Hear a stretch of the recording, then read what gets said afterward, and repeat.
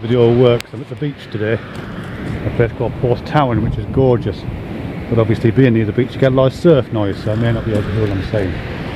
But that surf noise is important actually to what I'm thinking about, because I was sitting here by the edge of just on this cliff here, just listening to the sound of the surf, and I love listening to that sound. In fact, I listened to a radio show about the sounds of the surf about a year ago, and it was about all the different sounds that are contained within that sound.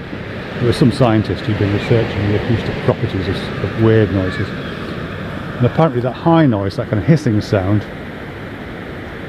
is the sound of the bubbles bursting, the wave bubbles, and the deeper rumbling sound is the sound of rocks being rolled across the floor of the ocean, which is fantastic, I think.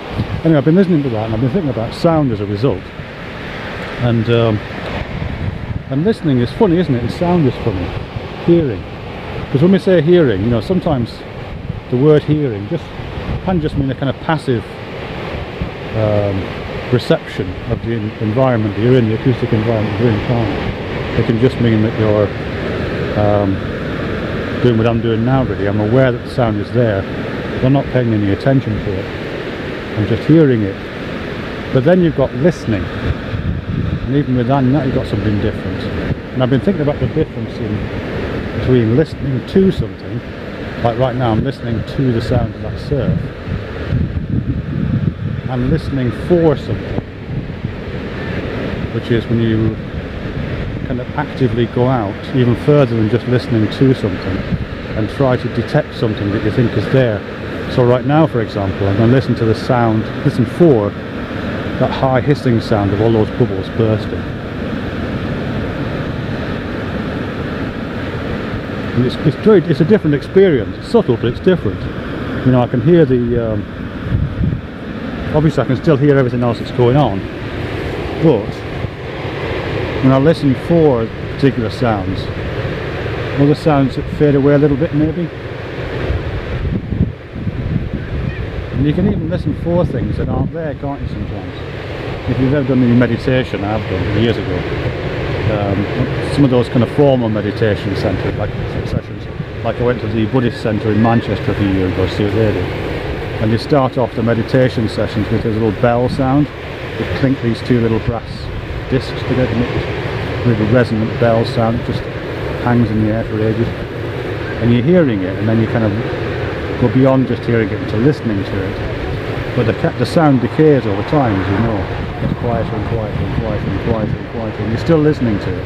You're still listening to it. You're still listening to it. Until really there's no sound there, or it's so quiet that you can't, it's well beyond the range of human hearing. But you're still listening for it. Do you know what I mean? You're still engaged in that action. Your acoustic pathways in the brain, I don't know what it is, but there's something going on there in which you are paying a different kind of attention in the world. You're not just passively receiving the world as it comes at you, if we ever do that, and I'm not convinced we do.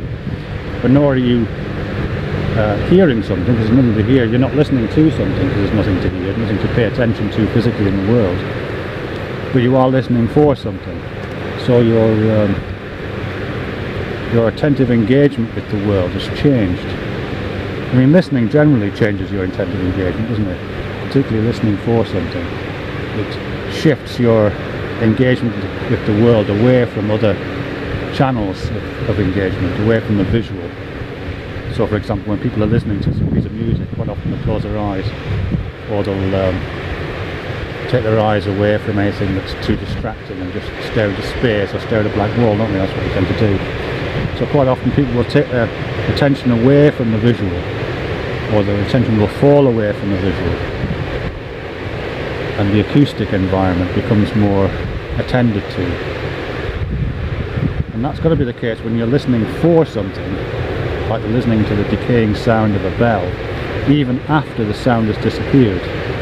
So your attention has already gone away from the visual and the tactile and the olfactory and the gustatory and the other kind of sensory channels you have to the environment. It's focused upon the acoustic environment, but the acoustic environment doesn't actually contain what you're listening for. So you're listening for nothing. You know what I mean? was watching something about Pauline Oliveros recently. We kind of talked in these terms. Pauline Oliveros, she died recently, I think. She was an experimental musician, played the accordion as well, which is an unusual instrument for an experimental musician to play.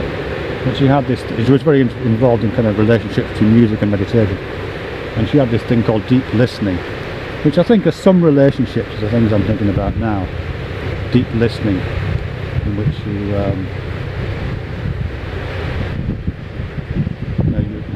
that form of attention is encouraged and explored and kind of inhabited, you know what I mean? Inhabited. Because our sense of being, our inhabiting of the world, our consciousness, if you like, is undoubtedly embodied, of course, but it's embodied in all the senses, particularly in the tactile and haptic senses. You know, I can feel where I am in space, and I can feel what's under my arse right now as I sit on the edge of this cliff. And I'm in the kind of visual world, and located in the visual world by all the perspectival lines that are converging on me as I look around. So I'm in that kind of world, but the auditory world is different, and a consciousness that inhabits an auditory world is going to be slightly different to one that inhabits a more multi-sensory world, or one that focuses on the other senses, doesn't it? And particularly an auditory world in which there is nothing to hear. You're listening to something, or listening for something, but something you're listening for isn't there. There is just listening. Like Rumi the poet, actually not like Rumi, but in contradistinction to Rumi. Rumi the poet had this thing about seeing, and he said, become seeing, he says. And what he was suggesting that was, you know, you don't place your consciousness at one end of a kind of visual array. So there's you, and then there's the world, and there's the visualizable world. And vision is just this thing that connects your body to the visual world. He says, become seeing. So your consciousness inhabits the act of seeing itself. I think in something like Pauline Oliveros, and maybe in this act of listening for that I'm talking about, there's a kind of similar becoming hearing, become listening for, and what that, you know, what the effects are on consciousness. I don't know what they are, but it's kind of interesting. Thank you very much for your patience. Doesn't just sound that way. Let me just turn it so you can see.